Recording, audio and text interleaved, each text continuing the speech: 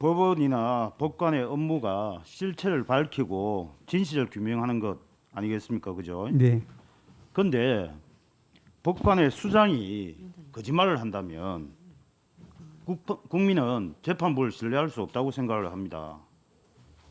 그 후보자님, 사법부의 중요한 가치가 무엇이라 생각합니까? 진실, 예. 무엇보다 중요한 가치로 여겨야 할 법원의 수장이 결과적으로 거짓말을 했거든요. 그 독립성을 지켜야 할 재판부가 정치적 상황을 살펴서 의사결정을 한다는 게 어떻게 생각하십니까? 그런 일이 있어서는 안 된다고 생각을 하고 그렇죠. 있습니다. 예. 그 후보자는 판사를 재직하면서 대법원장에 대한 신뢰, 존경 이런 마음 당연히 있었죠. 저희 법관들로 봐서는 누구든지 헌법기관의 수장에 대해서는 기본적인 존경심을 가지고 있다고 그렇죠. 생각합니다. 후보자 주변에 동료 판사도 동일하게 생각을 그렇게 하고 있죠. 기본적으로 동일한 생각을 하고 있을 것 같습니다. 예.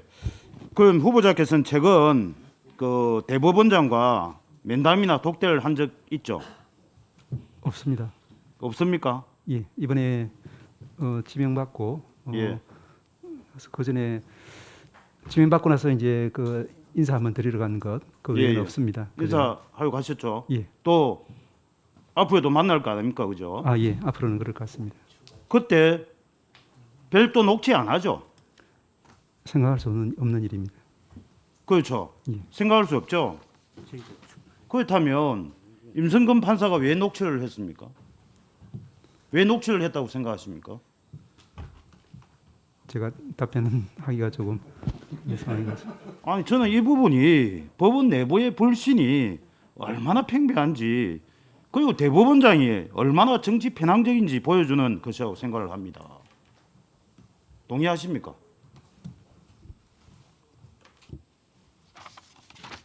그래서 저는 문제 해결을 위해서 대법원장이 결자 해제해야 한다고 생각합니다.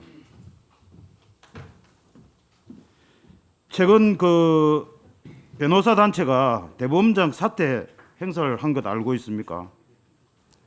알고 있죠. 예, 예. 이에 대해서 어떻게 생각하십니까?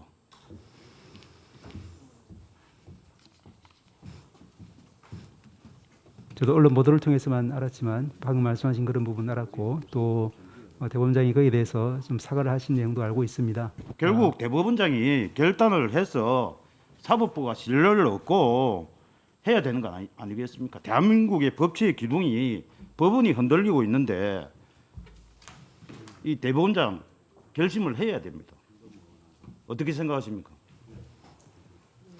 조금 전에 말씀을 드린 것처럼 이제 대법원장이 사과를 하신 걸로 알고 있고 다만 이제 사과가 충분한지 아닌지 또 그런 조치가 필요한지 아닌지 하는 것은 본인의 퇴임 후에 어떤 평가가 있을 것으로 예, 봅니다. 후보자님. 판사는 한급 무죄에서 3년을 넘기지 않도록 하고 또 2년마다 재판부 교체하는 것이 인사 원칙으로 알고 있습니다. 맞습니까? 예전에는 그랬던 것 같습니다. 그 최근 부장판사 이하급 대한 인사가 있었는데 서울중앙지법에 김미 판사 4년 그리고 6년 근무하는 판사 윤종섭 판사가 나타났습니다. 아까 오전에 이 인사가 통상적이지 않다고 후보자도 이야기를 했습니다. 그죠? 예, 그래서 재판부가 보니까 맡은 사건을 볼 때도 전행적인 코드 인사고 김비 판사는 조국 전 장관 청와대 울산시장 개입 사건을 지금 맡고 있고 윤 판사는 사법농단 재판을 지금 맡고 있습니다.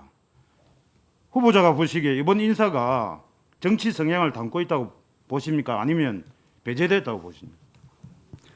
오전에 제가 그 유사한 질의에 대해서 답변을 좀 드린 것이 있습니다만은 예, 예. 제가 경험해 본 사건 배당 상호분담 예규에 따른 위원회에서 이제 합의체 회의체 형식을 통해서 민주적으로 그와 같은 부분 여러 가지 요소를 다 고려하고 또 본인의 의사도 고려하고 해서 하기 때문에 일단 그런 부분이 제가 알고 있는 상호분담의 기본 원칙이고 또 현재 이루어지고 있는 그런 관행으로 알고는 있습니다.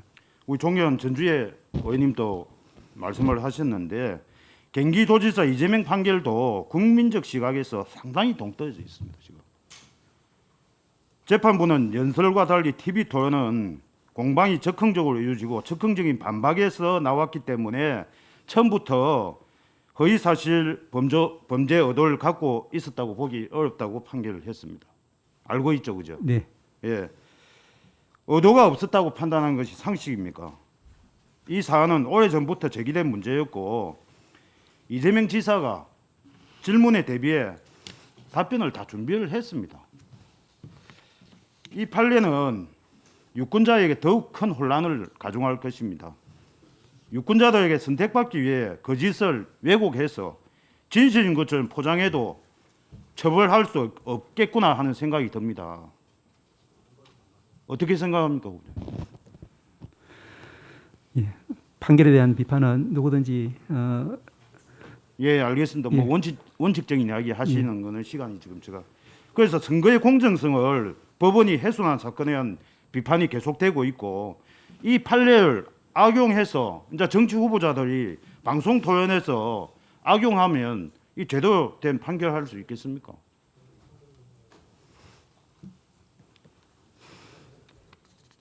예. 아무튼 이 부분 잘 판단하셔서 후보자님 이렇게 해주시고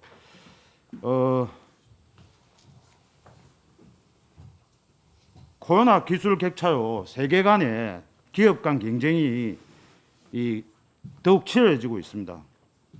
그렇다면 경영권의 안정이 대한민국 경제 회복과 세계 경제에 기여할 수 있다고 생각을 합니다. 이런 그 경제 상황과 반도체 시장 경쟁 악화로 지금 이재용 삼성전자 부회장에 대한 사면 목소리가 이어지고 있습니다. 후보자님, 국민들 71.2%가 사면에 찬성하고 있는데